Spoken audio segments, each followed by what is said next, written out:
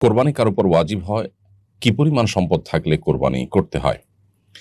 এর উত্তর হলো ফুকাহে আহনাফের মতে কোরবানির ঈদের দিন এবং কোরবানির ঈদের পরে আরো ২ দিন, এই ৩ দিনের মধ্যে কারো কাছে যদি এই পরিমাণ সম্পদ থাকে, যে সম্পদ দিয়ে তিনি ৫২.৫ তোলা রূপা কিনতে পারেন, তাহলে তার উপরে কোরবানি ওয়াজিব হয় এবং এই পরিমাণ সম্পদ থাকলে তাকে কোরবানি করতে হয়।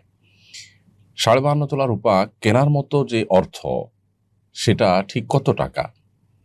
আমরা বর্তমান বাজার দর যদি হিসেব করি, এক্সাক্ট বাজার দর হিসেব করা কঠিন। একেক সময় রূপার দাম একেক রকম হয়। তুলনামূলক স্বর্ণের মতো এত বেশি ওঠানামা না করলেও কম বেশি হতে থাকে। আনুমানিক ৮০ থেকে ৮৫,০০০ টাকা এর কিছুটা কম বা বেশি এই রেঞ্জের কাছাকাছি অবস্থান করে ৫২.৫ তোলা রূপার দাম। তো এই পরিমাণ নগদ অর্থ যদি কারোর থাকে কারোর কাছে এই কোরবানির দিনগুলোতে, অথবা এমন জিনিসপত্র, অলংকার, বসতবাড়ি কিংবা বসতবাড়ির বাইরে অতিরিক্ত জমিজমা, যেগুলো উপরে তার বসবাস, ভরণ-পোষণ নির্ভরশীল না, এরকম অতিরিক্ত সহায় সম্পদ যদি থাকে, ব্যবসার মালামাল যদি থাকে, নগদ অর্থ যদি থাকে, তাহলে তার উপরে কোরবানি আবশ্যক হয়। অর্থাৎ যাকাত আবশ্যক হওয়ার জন্য যে নেসাব আছে ৫২.৫ তোলা রূপা, সেটার সমপরিমাণ বা সেটা কেনার মতো টাকা যদি কারোর কাছে থাকে, সেটার বয়স ১ বছর না হলেও কোরবানির দিনগুলোতে এই পরিমাণ টাকা থাকলেই তার উপরে কোরবানি আবশ্যক হয়। স্বামীর সাথে থাকা অবস্থায় স্ত্রীর যদি যাকাত পরিমাণ সম্পদ থাকে, তাহলে কি স্ত্রীকে নিজস্ব অর্থে পৃথকভাবে কোরবানি দিতে হবে? উত্তর হলো, স্বামীর নেশাব পরিমাণ টাকা থাকলে, সম্পদ থাকলে তার উপরে কোরবানি যেরকম বর্তায় আবশ্যক হয়, স্ত্রী যদি ৫২.৫ তোলা রূপা কেনার মতো টাকা বা সম্পদ তার কাছে থাকে, তাহলে সেক্ষেত্রে তার উপরে পৃথকভাবে কোরবানি ওয়াজিব হয়। অর্থাৎ দুজনকে আলাদা আলাদা কোরবানি করতে হবে যদি দুজনই সচ্ছল হন শরিয়ার দৃষ্টিকোণ থেকে। এটি ফোকাহে হানাফের মত।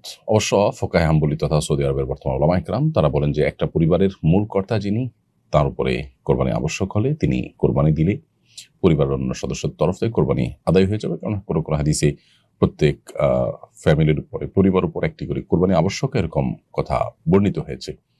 ফোকাহে হানাফের উলামা ইকরাম এর বিভিন্ন রকমের জবাব দিয়ে থাকেন। যেমন তোমার থেকে একটি হলো যে আগে একটা সময় নবী সাল্লাল্লাহু আলাইহি ওয়াসাল্লাম যখন এটি বলেছেন, তখন সাধারণত বা কমন চিত্র থাকতো যে পরিবারের কর্তা যিনি, তার কাছে সম্পদ থাকতো, বাকিরা যারা তার অধীনস্থ থাকতেন তারা মূলত নেশাব পরিমাণ আলাদা সম্পদের মালিক হতেন না। আর ছেলেরা বড় হলে, বিয়ে শাদী করলে তারা আলাদা সংসার তাদের হয়ে যেত। এই কালচার প্রতিষ্ঠিত ছিল, সেজন্য আলাদা করে পরিবারের কথাটা সেখানে বলা হয়েছে। আরও নানাবিধ আলোচনা এখানে আছে। খোলাসা কথা হলো, ফোকাহে হানাফের মতে স্বামী তার নেশাব পরিমাণ সম্পদ থাকে, তাকে যেরকম যাকাত, তাকে যেরকম কোরবানি দিতে হবে, স্ত্রীকেও আলাদা করে কোরবানি দিতে হবে যদি তার সে পরিমাণ সম্পদ থাকে। সন্তানের টাকায় বাবা কোরবানি দিতে পারবে কিনা? সন্তান যদি বাবাকে টাকা দেন কোরবানি দেওয়ার জন্য, তাহলে প্রথমত দেখতে হবে এই টাকাটা সন্তান বাবাকে কোন হিসাবে দিয়েছেন। একটা হলো বাবাকে কোরবানি দেওয়ার জন্য দিয়েছেন, যে বাবা তুমি কোরবানি দাও, আমি টাকা দিলাম, তারপরে টাকাটা আমি তোমাকে দিলাম, এই টাকা দিয়ে তুমি কোরবানি দাও। তাহলে বাবার তরফ থেকে সেই কোরবানি হবে, তার সব বাবা পাবেন। আর সন্তান বাবাকে কোরবানি করার জন্য টাকা দিয়েছেন, ভালো কাজের জন্য টাকা দিয়েছেন, সেই হিসাবে তিনি আলাদা করে আল্লাহ তাআলার কাছে এই দানের সব পাবেন। আর যদি এমন হয় যে সন্তান তার নিজের কোরবানি বাস্তবায়নের জন্য বাবার কাছে টাকা দেন, তাহলে সেক্ষেত্রে সন্তানের কোরবানি আদায় হবে এবং সন্তান তার জন্য আল্লাহর কাছে সওয়াব পাবেন। আর বাবা একটা ভালো কাজ করেছেন, সন্তানের তরফ থেকে কোরবানি বাস্তবায়ন করেছেন, একটা নেক কাজে সহযোগিতা করেছেন, সন্তানের কাজটা বাস্তবায়নের ক্ষেত্রে তিনি প্রতিনিধির ভূমিকায় অবতীর্ণ হয়েছেন, সেই জায়গা থেকে তিনি সওয়াব পাবেন ভিন্নভাবে, সেটা ভিন্ন কথা। কিন্তু কোরবানির সওয়াবটা সন্তান পাবে। তো এটি নিয়তের উপর নির্ভরশীল, অর্থাৎ সন্তান যে টাকা দিয়েছেন কোরবানি করার জন্য, তার এই টাকা দেওয়ার ক্ষেত্রে কি নিয়ত ছিল।